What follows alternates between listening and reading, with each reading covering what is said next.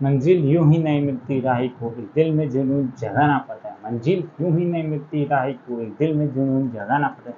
पूछा चिड़िया से कि कैसे बनता है घोंसला, पूछा चिड़िया से कि कैसे बनता है घोंसला, बोली तिनका तिनका उठाना पड़ता है, बोली तिनका तिनका उठाना पड़ता है। नमस्कार दोस्तों, आप सभी का हमारे यूट्यूब चैनल पर स्वागत है। अगर आप आज हमारे यूट्यूब चैनल पर पहली बार आए हैं तो चैनल को सब्सक्राइब और ये जो पास वाले घंटी दिखाई दे रही इसे जरूर करें, जिससे आने वाले वीडियो की नोटिफिकेशन सबको सबसे पहले मिलेगी और वीडियो को भी सबसे पहले देखना है। दोस्तों, शुरुआत करते हैं आज के सेशन की। और आज है 6 जुलाई 2024 और today current affair episode number ये है हमारा 310वां। अगर आपने पिछले एक भी एपिसोड नहीं देखे तो वो सभी भी जरूर देखना, क्योंकि उसमें मैंने आप सभी के लिए most important current affair plus statistics करवाए हैं, तो वो सभी आपको जरूर देखने हैं। और इसके अलावा आप हमारे जो अन्य वीडियो हैं वो भी जरूर देखा करें। इस वीडियो के अंदर मैं आपको विश्व, भारत और राजस्थान इन तीनों का करंट अफेयर बताने वाला हूँ। प्लस मैं आपको इसमें स्टैटिक जीके का जो भी पोर्शन होता है क्विज़ से रिलेटेड वो भी मैं बताने वाला हूँ। तो ये वीडियो आपके लिए अत्यंत महत्वपूर्ण होने वाला है, इसके नोट्स भी जरूर बना लेंगे। आइए शुरुआत करते हैं। और आज का पहला क्वेश्चन है वो है, इस वर्ष यूनेस्को की कौन से क्रम की बैठक भारत की अध्यक्षता में की जाएगी। या मतलब भारतीय अध्यक्षता में वो यूनेस्को की कौन सी बैठक आयोजित की जाएगी। तो ऑप्शन ए है 45वें क्रम की, ऑप्शन बी है 46वें क्रम की, ऑप्शन सी है 47वें क्रम की और ऑप्शन डी 48वें क्रम की। तो कौन से क्रम की अध्यक्षता भारत करने वाला है इस वर्ष जो यूनेस्को की बैठक होने वाली है, तो वो होने वाली 46वें क्रम की।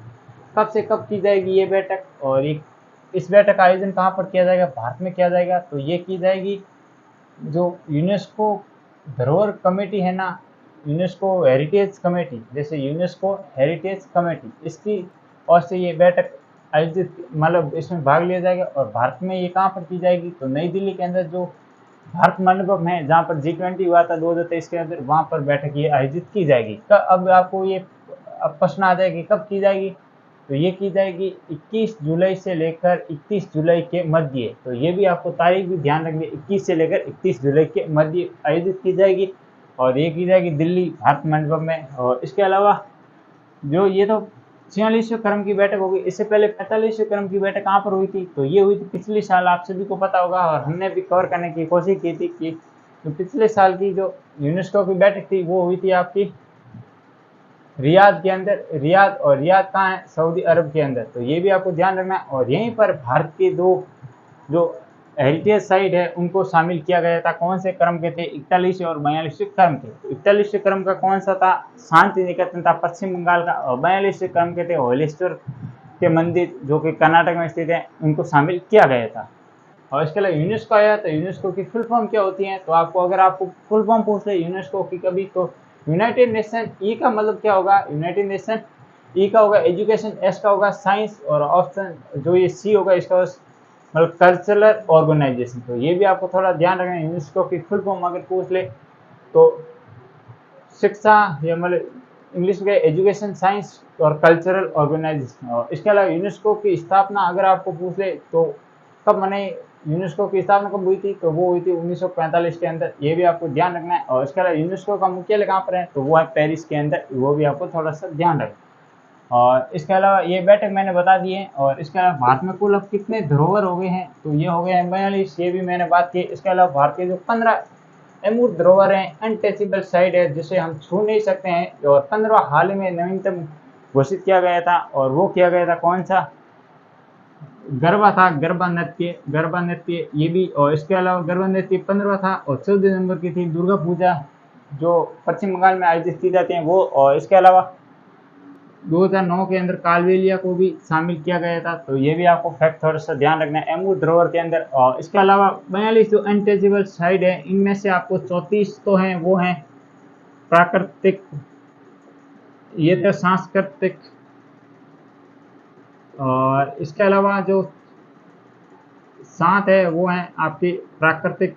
और इसके अलावा एक है वो है मिक्स, और मिक्स है कंचनजंगा। ये भी आपको थोड़ा सा ध्यान रखना है कि 42 है वो है सांस्कृतिक और 7 है प्राकृतिक और एक है मिक्स हेरिटेज। तो ये भी आपको थोड़ा सा ध्यान रखना है। और इसके अलावा जो ये फैक्ट है वो मैंने भी बता दिया, अमूर्त धरोहर वाला आपको थोड़ा सा ध्यान रखना है। गरबा 15 नंबर का था।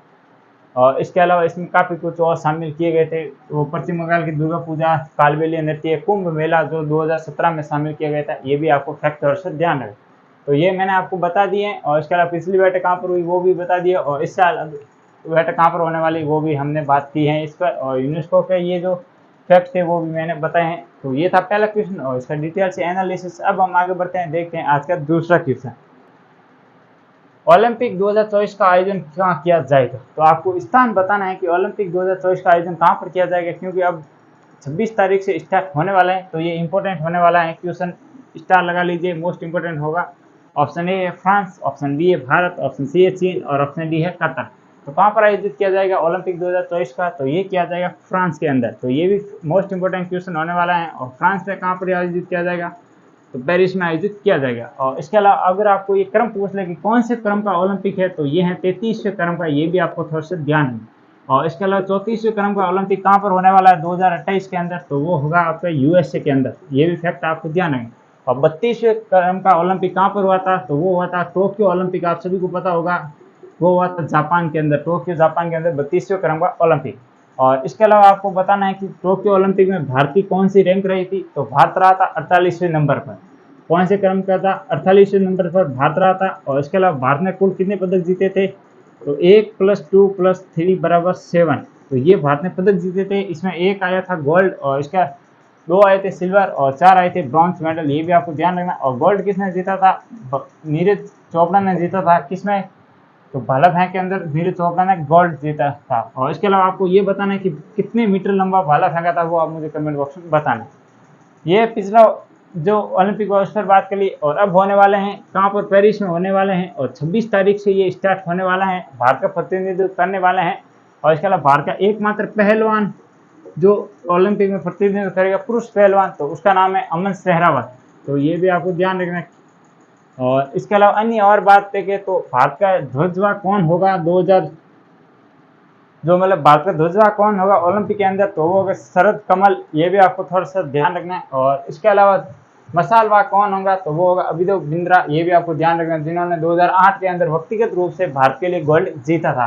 किस खेल से संबंधित है अभिनव बिंद्रा? ये आप कमेंट बॉक्स में आपको बताना है। और इसके अलावा ओलंपिक कमेटी की स्थापना कब हुई थी, ये आप मुझे कमेंट बॉक्स में बताएंगे।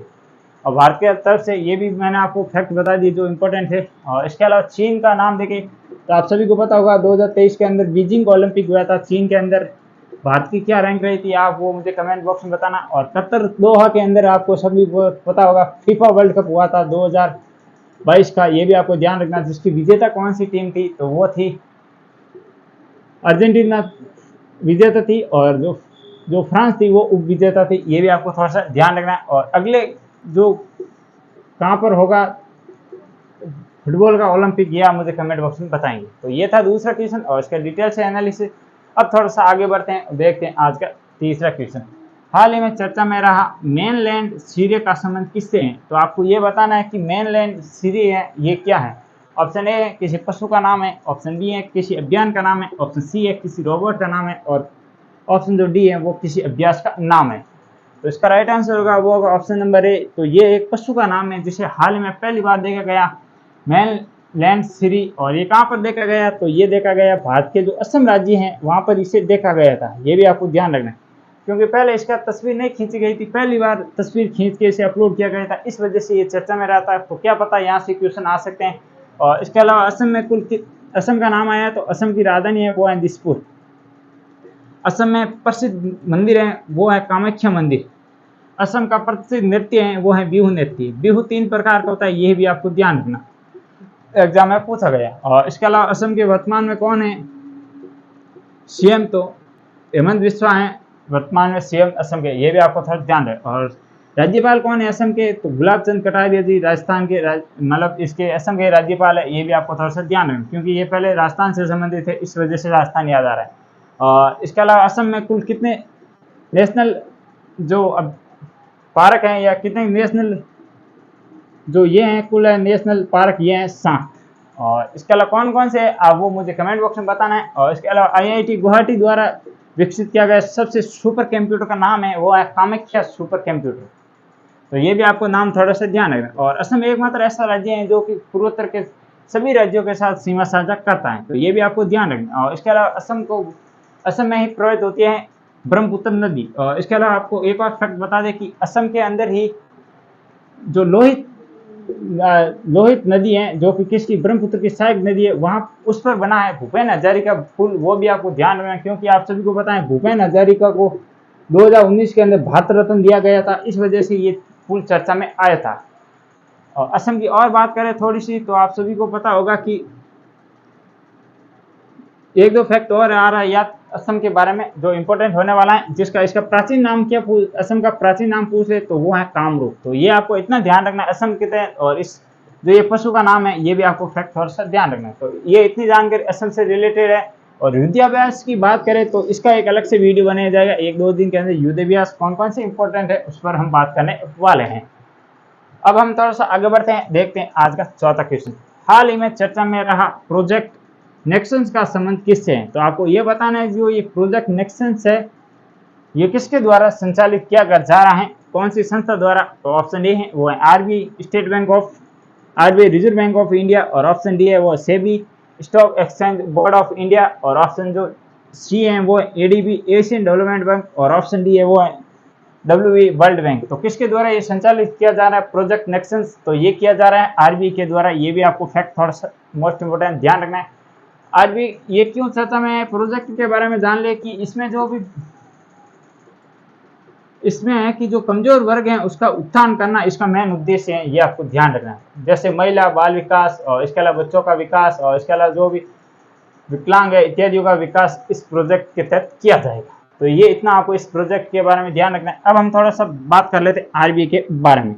आरबीआई की स्थापना देखें तो किस एक्ट के तहत हुई थी? तो आरबीआई एक्ट 1900 कब आया था? 34 के अंदर एक एक्ट आया था, उस एक्ट के तहत आरबीआई की स्थापना हुई थी 1 अप्रैल 1935 के अंदर आरबीआई की स्थापना हुई थी। और इसके अलावा आरबीआई के जो प्रथम गवर्नर थे वो थे ओसबोर्न स्मिथ, और इसके अलावा आरबीआई के प्रथम भारतीय गवर्नर थे वो थे सीडी देशमुख, और इसके अलावा वर्तमान में आरबीआई के गवर्नर है वो है शक्तिकांत दास। और इसके अलावा आरबीआई का हेडक्वार्टर कहाँ पर है? तो वो है मुंबई के अंदर। तो ये आपको इतना फैक्ट आरबीआई के से ध्यान रखना। और आरबीआई का राष्ट्रीयकरण कब हुआ था? तो वो हुआ था 1 अप्रैल या 1 जनवरी, कब हुआ था? 1 जनवरी 1949 के अंदर। तो ये भी आपको फैक्ट थोड़ा सा ध्यान रखना। अब हम आरबीआई के लोगों के बारे में देख लेते हैं। तो आरबीआई के लोगों के अंदर क्या क्या प्रतीक हैं?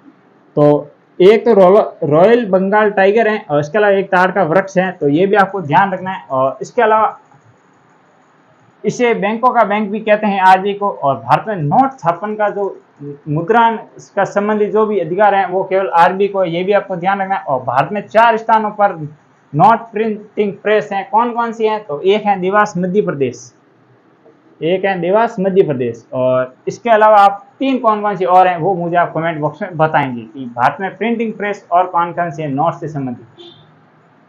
इसके अलावा आपको ऑप्शन नंबर बी दिख रहा है सेबी।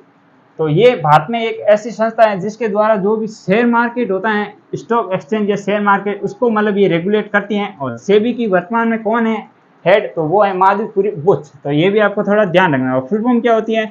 तो ये होती है security exchange board of India, ये भी इसकी फुल फॉर्म होती है। और इसकी स्थापना कब हुई थी? तो वो हुई थी 1988, स्थापना 1988 के अंदर आई थी, और एक्ट था 1992 का। तो ये भी आपको थोड़ा ध्यान रखना। और इसके अलावा आपको ऑप्शन नंबर सी दिखाई दे रहा है एडीबी, एशियन डेवलपमेंट बैंक। मुख्यालय कहाँ पर है इसका? तो मुख्यालय मनीला फिलीपींस के अंदर। और वर्तमान में एडीबी के कौन है हेड वो आप मुझे कमेंट बॉक्स में बताएंगे। और ऑप्शन नंबर आपको दिख रहा है डी नंबर, वो है वर्ल्ड बैंक। वर्ल्ड बैंक और आईएमएफ इन दोनों को जुड़ा बैंक कहते हैं, क्योंकि इसकी स्थापना हुई थी ब्रेटन वुड्स जो सम्मेलन था उसके तहत इन दोनों को स्थापना की गई थी। और दोनों की स्थापना कहाँ पर की गई थी? वॉशिंगटन डीसी के अंदर। और वर्तमान में इसके मुख्यालय हैं वो भी है वॉशिंगटन डीसी। और अध्यक्ष कौन है? तो वो है अजय बंगा, भारतीय ओर से वर्ल्ड बैंक के अध्यक्ष। तो ये इतनी जो जानकारी है वो आपको वर्ल्ड बैंक से भी ध्यान रखनी है। तो इसके अलावा अब हम ये जो 2 क्वेश्चन है ये हैं स्पेशल, एक और ये हैं दोनों स्पेशल राजस्थान करंट अफेयर से संबंधित। तो ये विश्व और भारतीय को 4 क्वेश्चन थे जिसमें बहुत सारे डिटेल से आपके सामने जानकारी प्रस्तुत की गई थी। तो ये आइए आगे बढ़ते हैं, देखते हैं आज का 5वां क्वेश्चन। हाल ही में किसने जर्मनी में आयोजित प्रतियोगिता जिसका नाम है आयरमैन, जो कि सबसे दुनिया के हार्ड प्रतियोगिता में से एक है, आयरमैन का खिताब जीता है?